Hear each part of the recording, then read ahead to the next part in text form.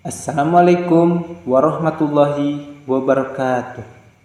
Perkenalkan, nama saya Iwan Muswana. Saya merupakan mahasiswa dari Universitas Terbuka dengan nomor NIM 0530200512, Prodi Sistem Informasi. Pada kesempatan ini, saya akan menjelaskan proses lahirnya Pancasila, mulai dari sidang BPUPKI, penyusunan Piagam Jakarta, hingga pengesahan oleh PPKI. Proses ini merupakan tonggak penting dalam sejarah bangsa Indonesia menuju kemerdekaan. Latar belakang BPUPKI.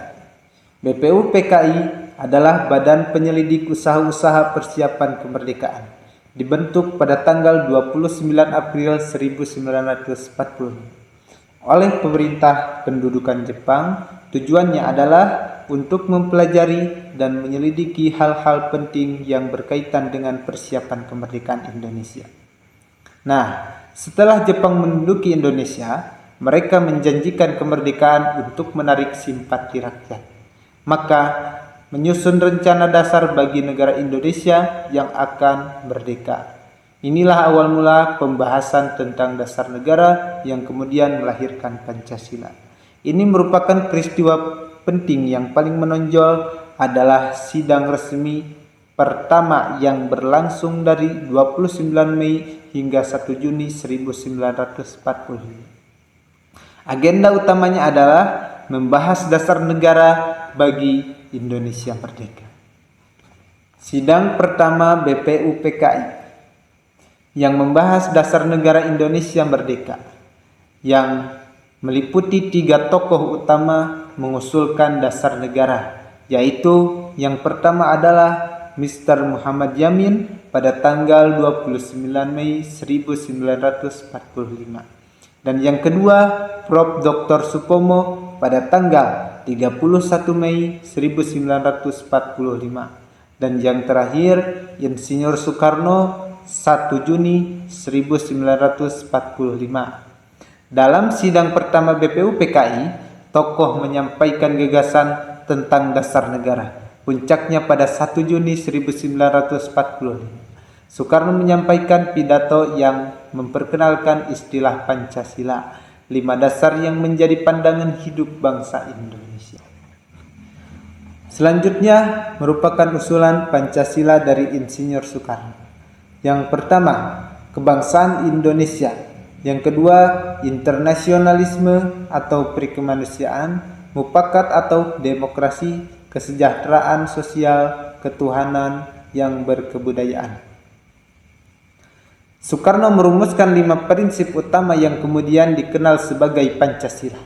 Merupakan kelima dasar ini mencerminkan kepribadian bangsa Indonesia yang religius, berjiwa gotong royong, dan menjunjung keadilan sosial. Pembentukan Panitia 9. Setelah sidang pertama dibentuklah panitia kecil yang dikenal sebagai Panitia 9 untuk merumuskan kembali usul-usul negara berdasarkan pandangan-pandangan yang telah disampaikan. Sidang BPUPKI merupakan momentum krusial karena menunjukkan adanya iktikad dan usaha yang nyata para pendiri bangsa untuk menentukan landasan filosofis dan ideologis dengan negara baru.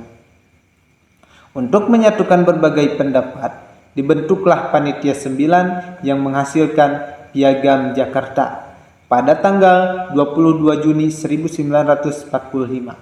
Dokumen ini menjadi rancangan pembukaan Undang-Undang 1945 dan rumusan awal Pancasila dengan sila pertama yang berorientasi pada umat Islam, yang mencerminkan semangat persatuan dan musyawarah.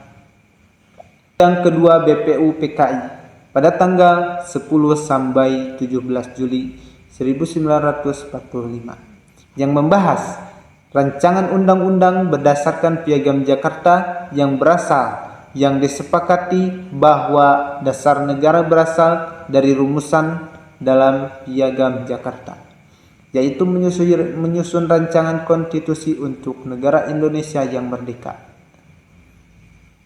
Sidang kedua BPUPKI membahas rencana rinci rancangan Undang-Undang Dasar. Dalam sidang ini, Piagam Jakarta dijadikan dasar untuk menyusun pembukaan Undang-Undang Dasar 1945. Hasil sidang ini kemudian diserahkan kepada PPKI untuk disahkan setelah proklamasi kemerdekaan. Rumusan akhir Pancasila yang sah pada tanggal 18 Agustus 1945. Setelah Indonesia memproklamasikan kemerdekaan pada 17 Agustus 1945, PPKI bersidang keesokan harinya. Dalam sidang ini dilakukan perubahan penting pada sila pertama untuk menghormati keberagaman agama. Maka lahirlah rumusan final Pancasila yang kita gunakan hingga sekarang. Yang pertama, ketuhanan yang Maha Esa. Yang kedua, kemanusiaan yang adil dan beradab. Yang ketiga, persatuan Indonesia. Keempat, kerakyatan yang dipimpin oleh hikmat kebijaksanaan dalam permusyawaratan perwakilan. Yang kelima, keadilan sosial bagi seluruh rakyat Indonesia. Selanjutnya, merupakan makna dari lahirnya Pancasila, yang mana hal ini Pancasila lahir dari hasil musyawarah dan persatuan bangsa, mengandung nilai-nilai universal dan khas Indonesia, simbol persatuan di tengah perbedaan. Lahirnya Pancasila menunjukkan bahwa kemerdekaan Indonesia lahir dari semangat persatuan dan musyawarah Pancasila, bukan hasil paksaan satu pihak, tetapi kesepakatan bersama seluruh komponen bangsa.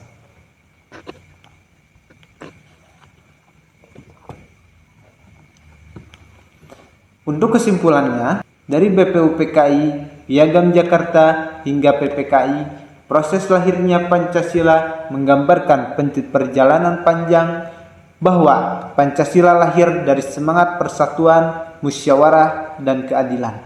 Tugas kita adalah sekarang menjaga dan mengamalkannya. Nah, berikut merupakan presentasi saya mengenai tema lahirnya Pancasila dari sidang BPUPKI hingga PPKI. Semoga kita semua bisa mengamalkan nilai-nilai Pancasila, yang mana kita sebagai generasi muda merupakan penerus bangsa. Mungkin hanya itu saja yang bisa saya sampaikan, kurang lebihnya mohon maaf. Wassalamualaikum warahmatullahi wabarakatuh.